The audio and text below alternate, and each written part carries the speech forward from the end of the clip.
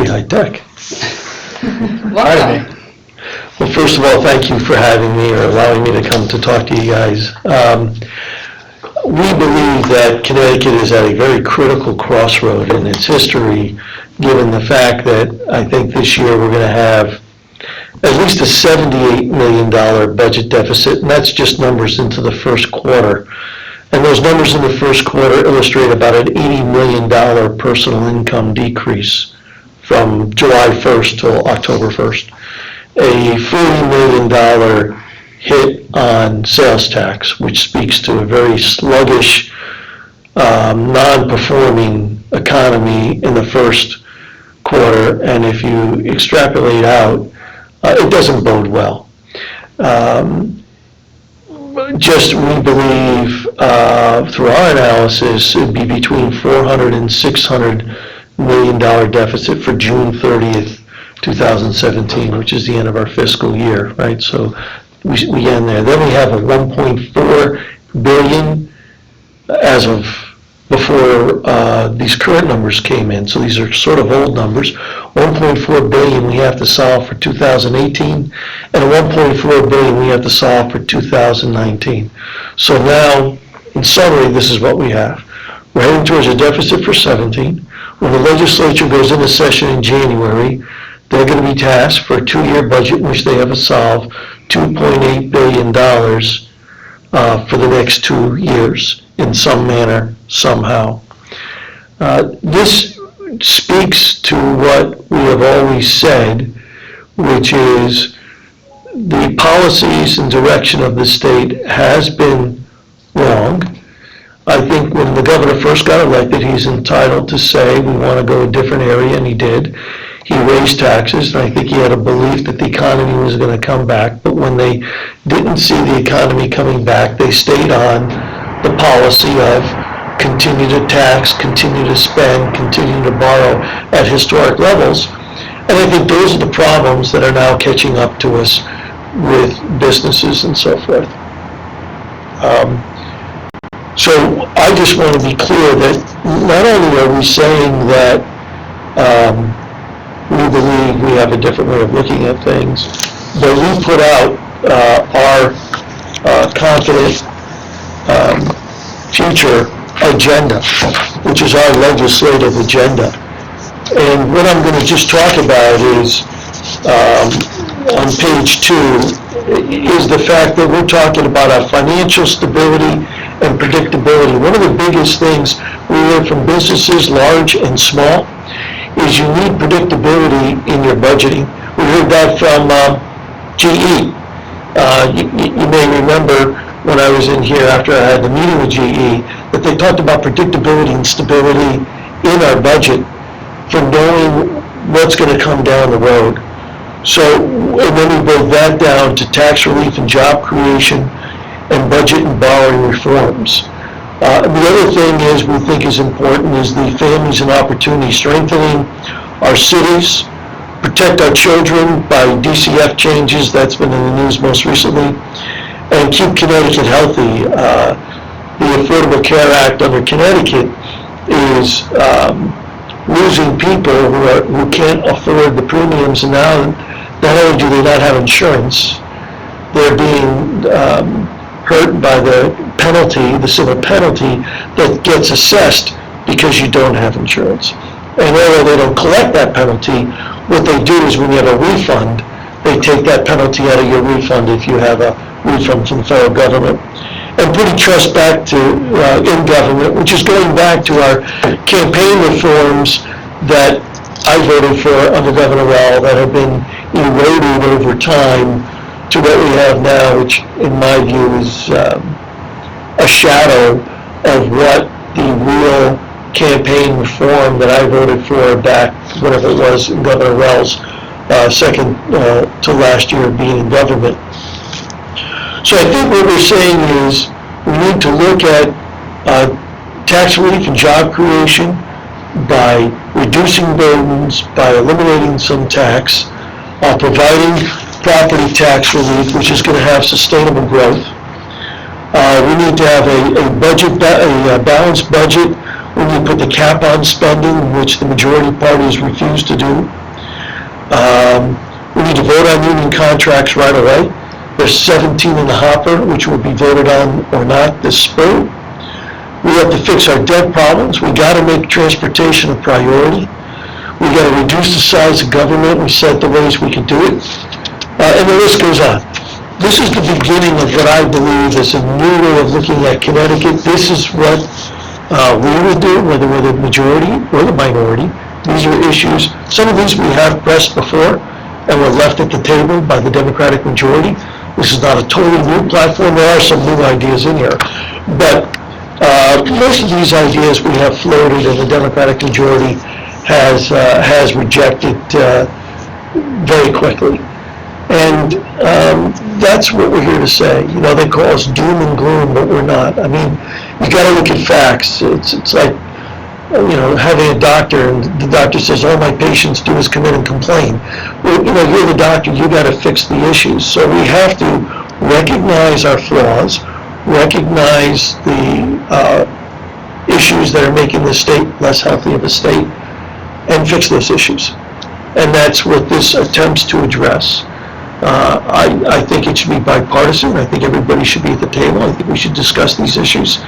And I will say that last spring, Democratic leadership, the Senate leader, Louie, and the Speaker of the House, Brendan Sharkey, told Malloy that Republicans should not be in the room when we did the budget. How do I know this? Governor Malloy told me. So, although Governor Malloy reached out to us and did the best he could to try to be the intermediary between the two caucuses, you know, the majority party rules the day at the end of the day. And that's how the budget became the budget. And it's already in failure, which isn't a shocker. So I think that's really what my message here today is, this issue first. You know, Senator, I have a lot of questions, and so I'll jump in and I'll share beforehand. We knew very well about the 1.4 and 1.4 deficit, because we've been talking about it for a couple of years now. And we knew there were risks in terms of the current budget issue as a result of the decrease in income tax collection. We knew that was coming. We'd heard, you know, we'd heard it from various sources. How do you think we got here, back in this position? See, what's amazing is that you say you hear these things, as we did. When I bring these things up, folks like Senator Duff says, you're doom and gloom, keep quiet. We were saying population, we just got a report the other day, that population has decreased in the state of Connecticut. Every economist will tell you that higher earning jobs are leaving and lower paying jobs are backfilling the job market. So if you have that, eventually you have to bring the tax consequence, higher taxes, to a lower income strata in order to keep up with the revenue stream that you're looking at. Would that make sense to you that that would happen unless you do something proactively? That's what we've been talking about. The Democratic majority refuses to recognize that as a fact. When we bring it up, when a billionaire in Connecticut left and he pays $30 million a year in taxes, they say that's an anomaly. They say it's anecdotal that people are leaving the state and income is being reduced. I don't know how to refute that. It's like they wait for the problem to happen and then they make up an excuse why it's happening and they keep getting deeper. But I agree with you, and that's what we were saying back in our budget. So what do you do to change it? You go back to a plan that GE wanted to see a year ago now, which was you have to make sure you're going to tackle your structural deficiencies. You have to do something like Rhode Island did, or what Massachusetts to go after the structure. Now they have a deficit of $260-something million Massachusetts has, and they're getting together, Republicans and Democrats, to talk about. But we didn't do anything to attack our structural deficiencies. The amount of pension for state unions that we're putting in is killing our budget. We need to have that conversation as Republicans and Democrats with the union membership in the room. So you've got to face this head on. but you have a Democratic majority who doesn't think it's a problem.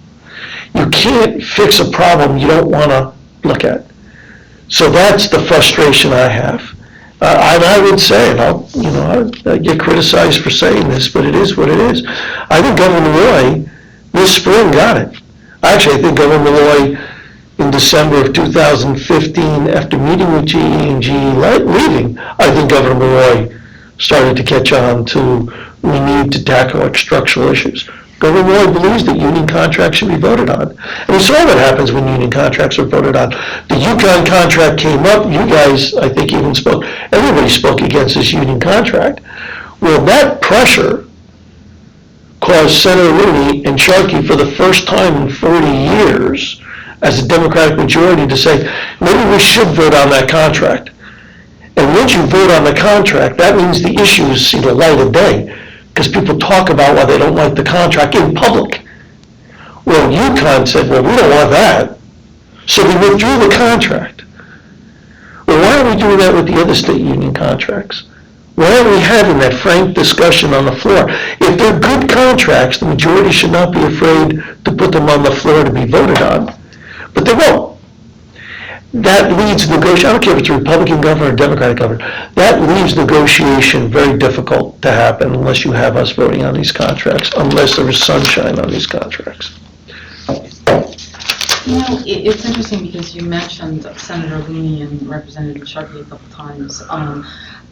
Maybe I'm wrong, but I've noticed that in my mind, the rhetoric, the statements, let's say, has the tenor, the tone of it has changed a little. It seems a little sharper. Relationships in my mind between yourself and the Democratic majority seemed a little more convivial in the past. And can you talk about that? Can you talk a little bit about the changing relationship with your Democratic leadership? This state is in fiscal trouble. Our cities are in trouble. Now, New Haven's doing better than most, but Bridgeport, if I ever told you, I don't know how many square miles Bridgeport is, let's say it's 40 square miles, 60, 100 square miles, I don't know what it is, but I got a city that's got a beautiful shoreline, a terrific harbor, close to a local airport, a railroad station, 95, Route 15, Route 8. Can you make that a beautiful place for people of all economic strata to work, live, raise a family, and build a business? I think most people would say, yeah, I'll take that city any day of the week times two.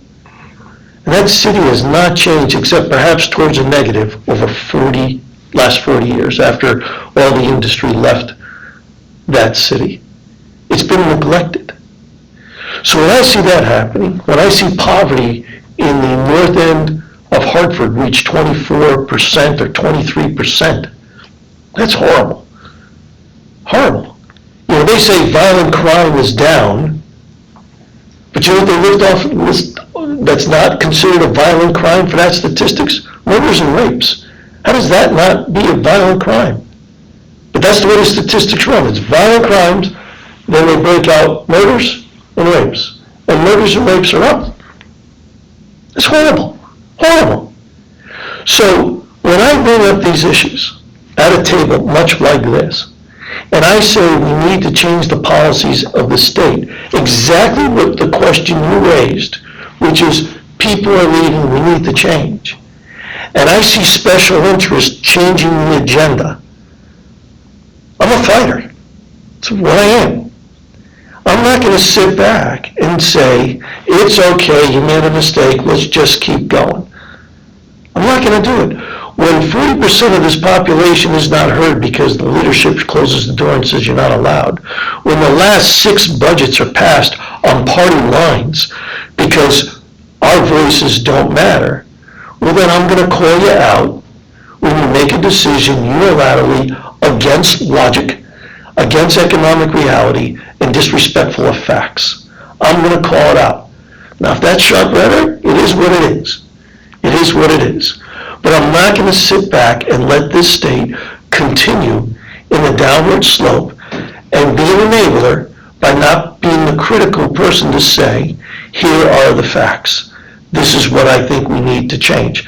And they have every right to ignore me, but then I have every right to say, I don't like saying I told you so, but I like saying, look at the facts now. Look how you've caused the problem to accelerate in a downward movement. Now, look, when we talked Sikorsky and Lockheed, I purposely went to the meeting, and Governor invited us to meeting one, went to a press conference, supportive of the leadership of Governor Malloy on that.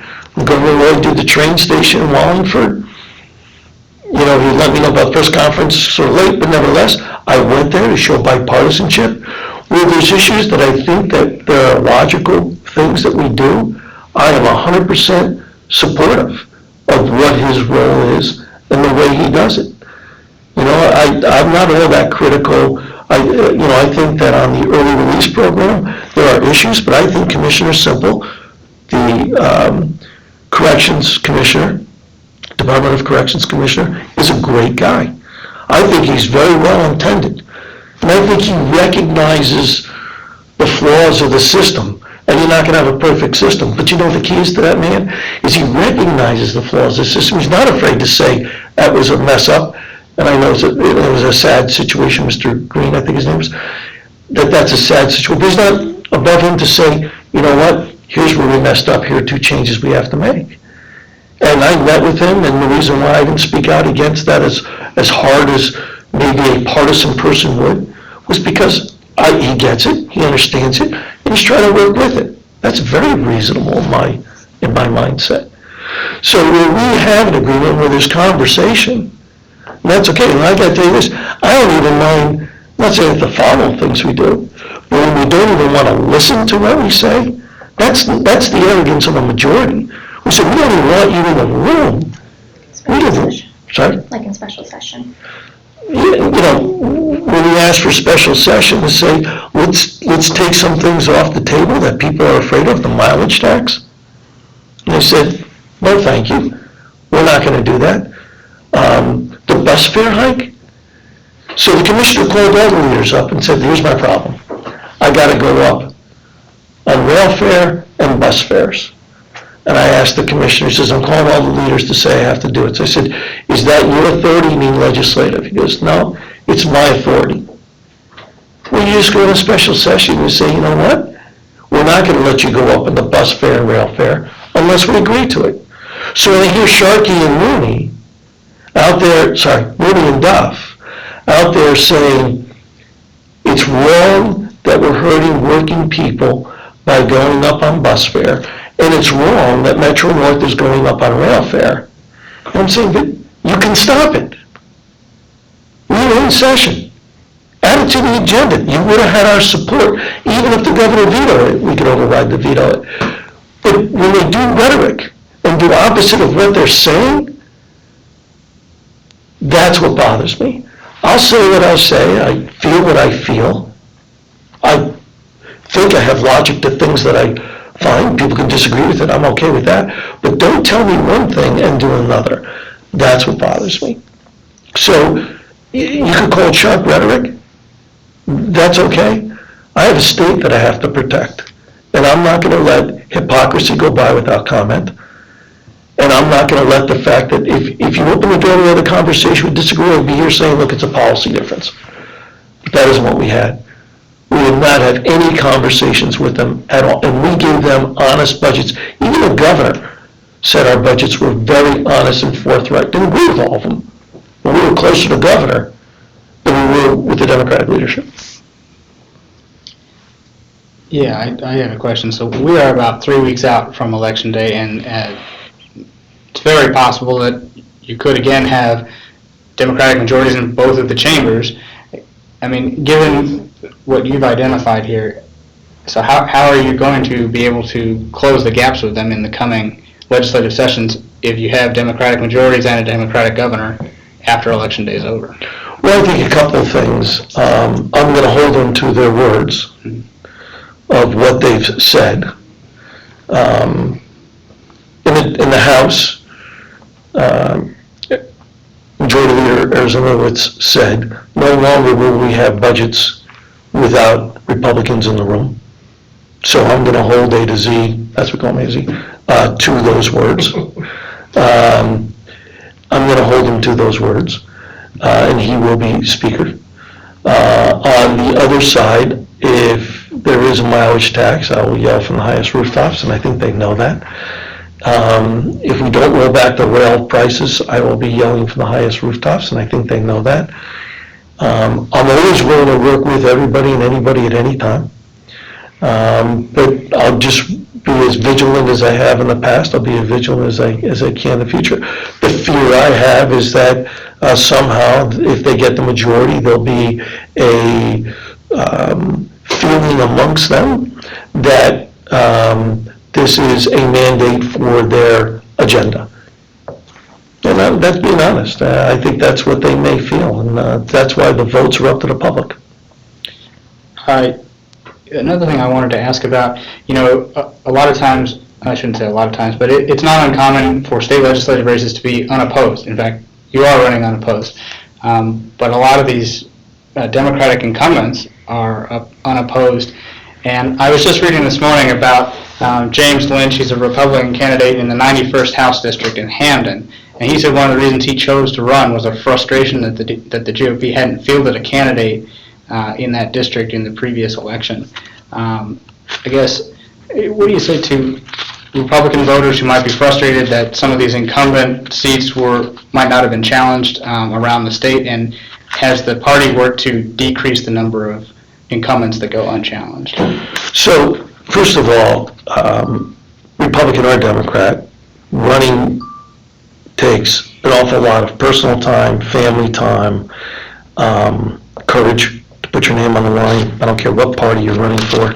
So anybody who does run deserves a real thank you and gratitude, because it is very tough. Let's start off with that. So running is a family decision as much as it is a personal decision. That being said, there are just districts that make no sense to run a candidate in. I can't talk about House districts because I'm not familiar with it, but running against Senator Looney in New Haven. Look, Republicans haven't done a great job with their message in the cities. I hope that my urban agenda that I've been pushing for the last 2.5 years and meeting with folks will change that perspective in our cities, because I think our agenda are more inclined with what folks in the cities want as a pathway out of where they are. So I'm hoping that my efforts and my caucus's efforts in these cities will get other people. But when you look at the voter rolls, people can say, what am I doing? Why am I wasting this time? In the Senate, we have done a great job in finding candidates, even in tough districts, like Senator Fonferris district is tough. We got somebody running in that district. We have another district that just came and went out of my head, Beth Bye's district. We've got a candidate in Beth Bye's district, a very tough district. So we do have a number of people, but there are those districts, Senator Gomes in the middle of Bridgeport. We're not going to, there's no chance of winning that seat. So people say, it's just not worth running. I can't even get my message out around the block in the neighborhood. So that's how we look for candidates every place. We started looking for candidates 2 years ago. As soon as January is over with, we'll go back to the grindstone looking for candidates. That's what we do, but it's a very, very tough process. Sure. I'm glad you brought up that urban agenda. That was another thing I wanted to ask you about. I think it's fair to say that you've done a lot of work to kind of try to broaden the GOP's umbrella with that urban agenda. You had a staff member who was hired to look into that. You supported the 2015 bill that had to do with police body cameras and also encouraging minority hiring of police officers. Do you think that this is a presidential election year, do you think that the rhetoric coming from the Republican presidential candidate Donald Trump, do you think that's hurting that message? I think some people sense that Mr. Trump's rhetoric has been against those very groups that you've tried to bring under the tent. What do you think when you hear about some of the things he said about minority groups that you've tried to reach out to, or city people that you've tried to reach out to? When he talks about the cities, it's particularly striking the way he talks about the inner city. I think, Living in hell. right, I think that's, Sorry? Living in hell. Yeah, living in hell. and I think that's just, I think that would really hit some people hard, especially here in New Haven, which you might consider the inner city. Right. It's not hell. No, it's not hell. It's not hell. But I will say this. I think that in a very 10,000-foot level, the frustration that I think he recognizes in the cities is there's no pathway out of poverty. We put in a bill that gave a pathway out of poverty. And you know why that bill was not called in the Senate? Because the idea was Republicans can't have the ladder to get people out of poverty. What does that speak to, what we're doing? What does that speak to? This was supported by ministers, by pastors, by the minority caucus, in a large part. And because Republicans couldn't have the answer, that's what I get back. That's horrific. And it speaks to the fact of what are we doing? I didn't endorse Donald Trump. I'm not going to comment on anything he said because I don't feel the need to comment on somebody I did not endorse. My view is Connecticut. I know Bridgeport. I don't know Bridgeport, but I know facts about Bridgeport. I know facts about Hartford. I know facts about whatever. New Haven, I know. And I think that we need, the strength of our state depends upon the strength of our cities, and I've said that a gazillion times, and we don't do enough. But there is not a will in that legislature other than to throw money into the cities. Just to throw money into the cities and say, you know what, we did our job. We gave them all this money, they'll figure it out. That isn't the answer. The answer is we gotta stop the crime in the street. We gotta stop these kids from killing each other. And you do that by giving people a little hope and a little self-assurance that they have a way in life, that there's another path, there's another goal. That's why we gotta change education in our cities. Right, and I understand that you haven't endorsed Donald Trump, and I've heard what he said when he's come up with other controversial remarks. This is why I ask it, though. You know, when you're going into these election days, he is considered, and sometimes we refer to him as the Republican Party standard bearer, since he is the presidential nominee. You may, not me. Are you afraid that that's going to hurt people at the state level who have the R next to their name, that minority voters or that women might be looking at the candidates, and at the state legislative level, sometimes you have candidates who the voters might not know them personally or know their policies very well. It's just not something that gets covered enough, I think. And they might be looking at the letters next to the names. Are you afraid that when they see that R, they're going to think of, frankly, some of the bigoted things that Mr. Trump has said? No, I do not think that's the case. People in Connecticut have long time split their tickets, right? We picked up seats under Barack Obama. Both years that the first year he ran and the second time he ran, we picked up seats. We have a congressional delegation that's all Democrat, but we have a lot of Republican state senators. People split. Connecticut is, I can't speak to other states, so I don't want to compare, but I would say it's not uncommon for Connecticut residents to separate the national issue from the local issue. And what I hear is that people are very, very upset with Governor Malloy. That's what I hear. They blame Governor Malloy for this, and they blame Governor Malloy for that. And he's at 18%, 24% approval rating. Well, you know what? Governor Malloy can't pass a bill. Governor Malloy can't pass a budget. Governor Malloy can't pass a policy. If these people are upset, they have to be upset with the Democratic majority. Because the Democratic majority passing the bills, passing the policies, and passing the budget. And that's what I'm hearing out there. And they just have to make the connection that they're upset where the state is. Governor Malloy might have come up with these ideas, but to execute them took a Democratic majority, and they should be held accountable on November 8th. You know, I would say if people feel the last 6 years were good years or the best years of the state of Connecticut, vote Democrat. But if you think the last 6 years haven't been Connecticut's best years, you got to change, because there's no balance of power up there. The Democrats do what they want to do, when they want to do it, and almost to a point of saying, hey, listen, go ahead, talk for 3 hours. We're going to vote for it, take your time.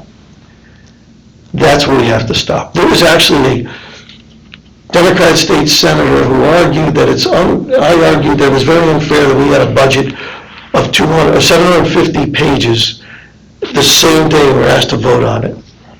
And his answer was, Len's right, I agree with that idea. You shouldn't get in our caucus, this is him talking, Democratic caucus member. In our caucus, we were just as upset as the minority party that we got that budget and didn't have the opportunity to understand it and read it. But he voted for it. That means he has greater responsibility to his leadership than he does to his constituency. That means leadership controls that vote as a power as opposed to people. That's what's got to change. And when you have one-party rule and you have a Democratic legislature so long, in this vacuum, they don't even see what, I don't know, I'm not going to say you, what I see from the outside. Because of course we do it this way. What's the problem? Every Republican amendment, you just vote no. I don't care what it says, just vote no. Don't even read it, just vote no. And that's what they do. That's wrong. I'm proud to say I've never, ever, either as assistant leader under Senator McKinney or as leader of the Senate, ever told people how to vote in my circle. I've suggested I think this is the right vote. I suggested I think this is the wrong vote, and I backed it up. But people vote the way they want to vote. And in fact, when I did the hospital bill, Senate Bill 811 to change hospitals, there's somebody in my caucus who said, Len, this is a big bill. I didn't really have all that much time to digest it. And I said, you know what? If you feel that way, vote no. If you feel that because you were so busy that you couldn't do it, I got to get it down to the House, I got to go for a vote, I'm okay with you voting no. Not, no, I'm reading, you have to vote yes, it's my bill. I ended up going down the House, I got amended and back up, and by then he had read the whole thing and understood it and voted yes when it came back up. But I understood what he was saying. I never want anybody put in that position. Why would you put somebody in the position for a $17 billion budget? That's what's got to change. I understand that you said you don't want to comment on specific things that Donald Trump has said, but I have one that I have to ask you about because it has to do with the system of government. And as one of our government's leaders, I really think you ought to address this one. It's these comments that this election might be rigged one way or the other if the results don't come out the way somebody wants them to. Now, I haven't been around as long. I haven't voted in as many elections. I haven't thought about politics for as long as you have. Have you heard this rhetoric either? I don't think it's ever been said at the state level, but have you ever heard that kind of rhetoric at the national level? And as somebody who's won elections, what do you think when you hear comments that we might have to start wondering about whether the system is rigged? Donald Trump said when he was potentially losing a primary, that it was rigged. And then he won, it wasn't rigged, right? And so I think that's a defense mechanism that he uses because perhaps he probably doesn't like to lose. That's probably not an understatement of the century. But I think that I don't think it's rigged per se. I will say I do believe the national media focused a tremendous amount of time on anti-Trump issues and issues in this election that right to bring up. I don't have a problem with that. But I think have ignored the issues in a relative sense on Hillary Clinton. If that's what he means by rigged, I don't think that rigs an agenda, but I think when he talks about rigged, he hasn't identified it. I think he means everything. But I think at the election box, I don't think there's any rigging of elections at the booth. I don't think anybody's saying, oh, we got to take that one away from Trump. I don't think that's if that's what he means, and I don't know what the heck he means. But no, I don't think that the booths are rigged. Right, and I guess the reason I ask is, do you worry at all that no matter how things turn out, that this kind of sows the seeds of distrust that maybe when people in North Haven or in New Haven or in West Haven where I live, when they go to the ballot box, when they put their ballot into the machine, that they'll trust it a little less. Does that worry you from like a civics perspective? No one has ever said to me that they're concerned that their vote isn't adequately counted. Our machines are not hooked up to the internet. Each machine is separate, so it's pretty easy to verify votes. We've had close elections where we've had votes hand counted, both in municipal. We had one with Joe Maturo, right, against April Capone, and then we had Len Suzio, and I forget, and Clinton, the guy won by one vote, Fritz, right? So I don't ever hear anybody in any of these circles talk about, Republican or Democrat, that there's a distrust in that booth. That's sort of why I asked about it. We've had close votes here, we've had things happen in elections here, and I haven't ever heard that in the few years that I've been here. I agree, I haven't heard it either. Right. As I said, when he was losing the primary with Cruz was catching up, we started talking about it then too. So I think it's a fallback defense mechanism. That's what I think, but, I don't know Trump from Adam. I'm going to look, you have the floor here. Oh my God. To Wes's point about the bringing them to make a good point, when I read the concern, I trust the Connecticut election system, there's no issue with that. The concern is the perception that if Hillary Clinton wins, that there will be a number of Americans who don't see this legitimate administration, when in fact one of the beauties of the American system is the peaceful transfer of power. And I think that's why that's an issue. Back to Connecticut for a minute. I know that you've been very vocal about the protection of children in Connecticut, and you probably saw that the states came out with a report recently about an alleged DCF failure with regard to a child down in William County, and child advocate was very critical of DCF and the way it acted. Do you think that DCF is headed in the right direction, despite reports like that, or do you think a lot of the work still needs to be done to protect children in Connecticut? I think that DCF is no further along today than it was the day that Joe Katz took over. The 6 major benchmarks that are still not met are the same 6 that were not met when she took over. So I don't see it getting any better. What I really am upset with Joe Katz about is she refuses to let an objective party review what she's doing and refuses to allow parameters that are set by other states in terms of scorecards and following and tracking kids be the norm in Connecticut. And I have a huge problem with that.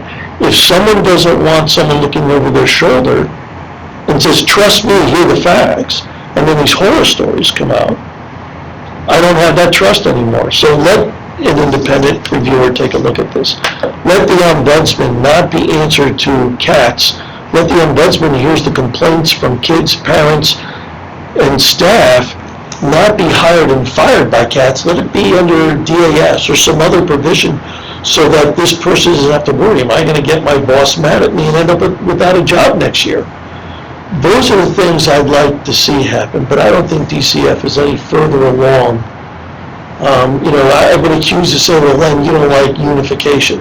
I like unification, whether it's with a family member or a relative. But with a Dillon incident, when you're going to put unification with an aunt who had a criminal record, who had abuse of their own children, 2 people who are not working, no sorts of income, you started down a road of disaster, and then for the first 7 weeks, nobody checks on the child, and when they check on the child, they're told the child is asleep virtually every time they go. A DCF worker picks up the child at the house to visit the foster parent and doesn't have a clue that this kid is way underweight, drops it off at the foster home at night, foster mom puts the kid in bed and wakes up and says, in the light of day, sees the kid and says, oh my God, this kid's dying. And not once, nobody called this. And, you know, in her emails, you can see what's really going on in Katz's mind, as the report suggests, where Katz basically says, there's no control in this agency. And she's right to this extent. There's no accountability of our state employees.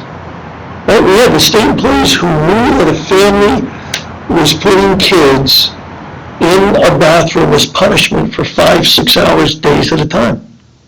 And the DCF worker knew this. Rightly so. They were fired, grieved, and put back on. Where's the accountability? Now, if Katz came to me and said, Len, I need help and accountability, I'd sit down and say, Commissioner, how can I help you? I'm still willing to talk to Katz about anything. But where she doesn't want any oversight, if you had an oversight committee, independent oversight, her job would be easier, right? Because she could say to the oversight committee, I can't hold these people accountable. Or they're not paying attention to what I'm saying. Or look, this agency is huge, and it is huge. It is huge. And I can only control so much of it with the budget. I need help. You have an outside advocating voice that can help you. But right now, it's her alone saying everything is good, stay out of my business, oh, that's a horrible incident, let's go on to the next file. And when they're avoidable, in that case, there was supposed to be a review, and the review never took place. Arguably, it never took place. Supposedly, Katz has to sign a waiver to say, yes, I understand these elements exist, but it's okay, the kid can go there. There's some sort of disconnect on whether somebody knew or not knew, which just speaks to the failure of the system. But we can do better than this. We must do better than this. So no, I don't think we've come a long way. I think a lot of what Commissioner Katz did was for budget cutting. I think a lot of our social services cuts weren't done for the people. It's done for budget cutting. Our Medicaid cuts were done for budget cutting, not because of people. If there's ever a core function of government, that's a core function of government, to protect these kids, whatever it's cost to do. So you mentioned earlier reducing the size of government. How do you plan to do that? How is that done if you're at the same time, you want to make sure that DCF is functioning properly, that other social service agencies are functioning properly, and the services people expect aren't getting cut or eliminated? So how We start in-house. We have 27 committees. You know why we have 27 committees? Because we need chiefs. Right? Someone's got to be a chairman, someone's got to be a ranking member so they can have that hat on. So what if we went from 27 committees to 15 committees?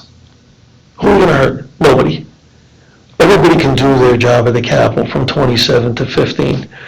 You're going to cut a bunch of people at the legislative management level right away, just from bringing it down to 27 to 15.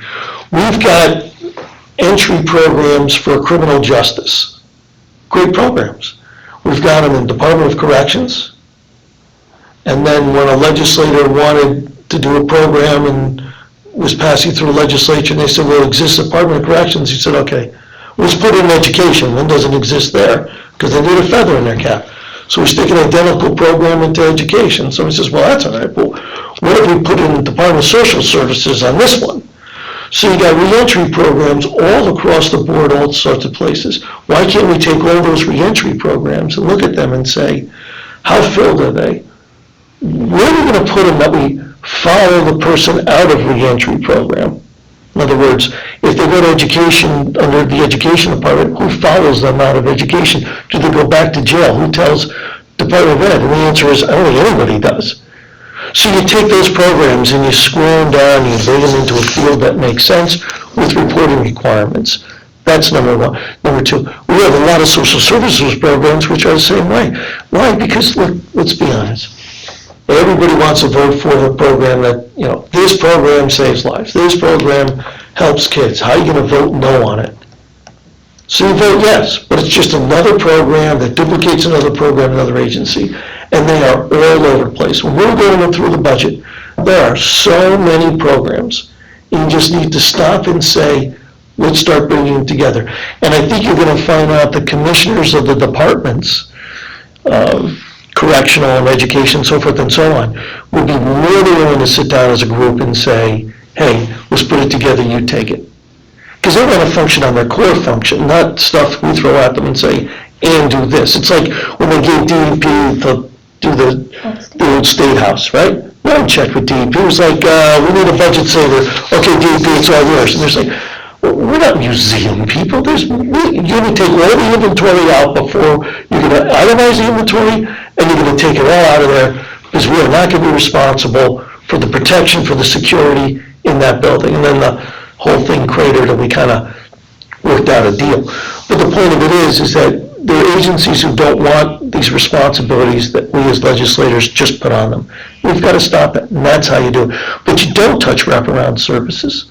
Look, I believe drug issues is not a criminal issue. I believe it's a public health issue. That's what I believe. I believe these people shouldn't be locked up. I'm not talking about sellers, but these people who are drug users shouldn't be locked up. I'm a libertarian on that issue. But let me tell you this, if they shouldn't be locked up, you got to put social services around them. I'll tell you this, I got a best friend whose son really mixed up in drugs. Very, very, very, very, very sad. Almost died twice. Got him into rehab. He got out. We cut the social services. There are no social services to walk this kid through. He just had him arrested maybe 3 weeks ago. The father did, just because he had to get him off the streets. He was going to die. So the only drug help this kid can get is in jail, which is not an environment we want the kid to be in. But we cut the social services. I'm the one with Mother Stetter in the Senate who got rid of that 1,500 feet because it's wrong to lock up inner city kids just because they live in a New Haven where everything is a school zone. But the idea was the savings from that time that they would have spent in jail was supposed to go to social services. We passed the bill and then we cut social services. We can't do that. Those are core functions. Those are things I would not cut. It's got to be a priority number one. So that would include DEMIS? Pardon? That would include DEMIS. Absolutely.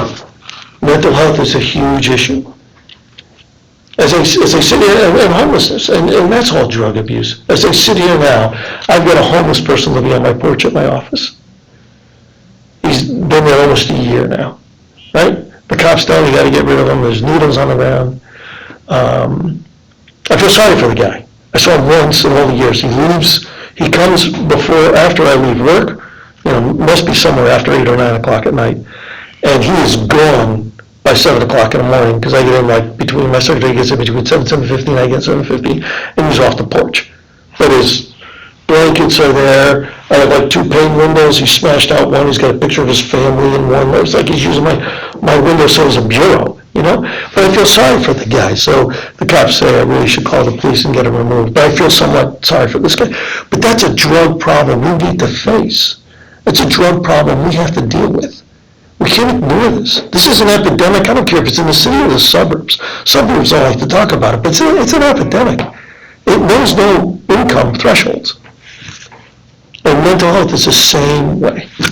Well, the drug epidemic is going to also cause issues for the medical examiner in Connecticut. I'm sure that you've read, because we're expecting almost 900 people to die from drug overdoses this year, and I'm not even sure how that office can handle that many people dying in Connecticut that he has to do autopsies on. Right. It spreads to many different areas, let alone local police departments, local schools, all the people that have to deal with. And you also have the other issue we talked when we cut the medical examiner's office. Really what's supposed to happen is after the autopsy, the body's supposed to be returned to the town or city. Well, none of these towns or cities have a morgue in which to put the body. The state's been holding on to him out of courtesy. Statutorily, you don't. So if it's an unclaimed body for a couple of days, really the medical examiner is supposed to ship the body back to the towns, and the towns were having a fit when they first said they were going to do this. The medical examiner's office said, look, I'll take care of it for a little while, but you got to find the solution, because I don't have the money to do this anymore. So there's all sorts of problems that we really need to face head on. So when we give $25 million to a billionaire in the first 5, that's where I get upset and say, what are we thinking about? Right, as far as cutting government costs, it's also, the overtime, Right. benefits, bonding, those types of things. And that's why the contracts are so important. And you gotta send a message to state union employees that you gotta pay more than 2% on your pension, and you gotta pay a little bit more on the medical. And you send that message by passing the bill that we passed bipartisanly in the Senate, saying after 2022 or 21, whatever it is, no longer will pension be part of the statute for a contract. We will do it by virtue of legislative initiative. And that's how you begin the process. And that's how you start it. I don't think but that's a special interest that's got a headlock on this building. Transportation, you said, needs to be supported. You basically agree with the governor's program aside from the fare hikes? You know, we believe in our program, which is the Prioritize progress. Prioritize Progress, always forget the catchy names. Prioritize Progress, which is where we make that in our general obligation bonds. If we believe transportation is a priority, and we do, then we should make it a priority in our bonding. Stay within the $1.7 billion bonding, knock off some stuff we shouldn't be doing, lowering some stuff that we are doing, so we're very cautious in picking the best programs to fund, school projects, municipal stuff, and then put in bonding for transportation. So in 30 years, we have close to $70 billion for transportation, which is a big number. The governor wanted 100 billion, so we'll do 70. Let's get started. But right now, he has no way of funding his $100 billion. Can't fund it by tolls. Tolls, for a variety of reasons, don't work. The Democratic majority, and I take them for their word, said the mileage tax is a non-starter. So if you take those two off the table, how are you going to fund it? Raise the gas tax, I suppose, might be their answer. I don't know. I'm suggesting let's do the bonding that we have to do, pay for it out of our funds, because everybody benefits from a transportation system that moves in the state, because it gets other businesses to come to the state of Connecticut. All right, anything else, anybody? Yeah, I have one last question with regard to education funding. I think most people heard about the CCJF court decision a few weeks back that is being appealed by George Jepson. That's under appeal, but and folks have said that the judge there, in fact, Jepson's argued that he overstepped his bounds in the way he structured that ruling. But a lot of folks have said that aside, the judge brought up some valid criticisms of how education is funded and administered in the state. Do you think there's going to be any discussion about some of the issues that were brought up in that ruling in the coming legislative session? I am so glad you brought that up. Let's be clear what the judge said. Crystal clear. The judge never ruled that the ECS formula was unconstitutional. He never ruled that. He specifically said on the bottom of page 28, top of page 29, that I'm not going to comment on the ECS formula. Because the Democratic majority, since he didn't say this, he said, because the legislature, i.e. Democratic majority, because they passed the budgets, since 2013 has never followed the formula. All they did was list towns and numbers next to it. So if you look at that, there is no formula anybody can come up with if the Democratic majority says, you got this formula statute, that's okay, this is what we're going to do. You can't bind the hands of legislatures in the future. So when they gave $1 million to West Hartford, we know why they gave $1 million to West Hartford, extra ECS money, very rich town, we know why. Everybody in the Capitol knows why. Because the chairman of education on the House side comes from West Hartford. The approach chairman comes from West Hartford. Any shock in this room why West Hartford got $1 million more than anybody else? New Haven got I don't remember the number, 700,000, $1 million, $2 million, whatever the number was, more than any other city. And I would argue they're doing better than any other city. Why? I don't know, maybe because Senator Louis is the president of the Senate. Maybe because the co-chair of approach is from New Haven. Norwalk got more money. Why? I don't know, because Bob Duff is the majority leader. It just seems too coincidental that those towns that got more money, you could demonstrate a reason, either leadership or vote reason, why they got more money. And by the way, the judge said that. The judge said, this extra money outside the formula should not be used to gain for political support or voting or something in that neighborhood. So that decision was a good insight by an ex-legislator, who he was, as to, he knows how the process is supposed to work. And he kind of pulled the covers off and said, it didn't work that way. So no matter what you do with that formula, if you don't trust the Democratic majority is going to do the right thing, which is the public policy of that agenda, that there's this formula. And if you look at the formula, it does take into account those issues that the judge brought up. It does take into account poverty. It takes into account grand list. It takes into account unemployment rates. There's a whole slew of things. It's a huge formula that, I don't know how they mathematically make the computer to do it, but it does it. This huge formula takes in all those accounts. And the Democratic majority looked at those, remember the judge said the money is not rationally related to education, because they didn't use the formula. Had they used the formula, I'm not sure he would have derived that same conclusion. So I think the judge he did go way too far in other issues, but I think he really did pull back and make an uncomfortable conversation. I hear the Democratic majority say, oh, we got to look at the formula, got to change the formula. The formula is an irrelevancy given legislative action. There's nothing you can do to stop the legislature from doing things they shouldn't do, except vote them out. I don't get 11 o'clock because we get the thing. Thank you. Yeah. Thank you very much. Finish on a strong note there.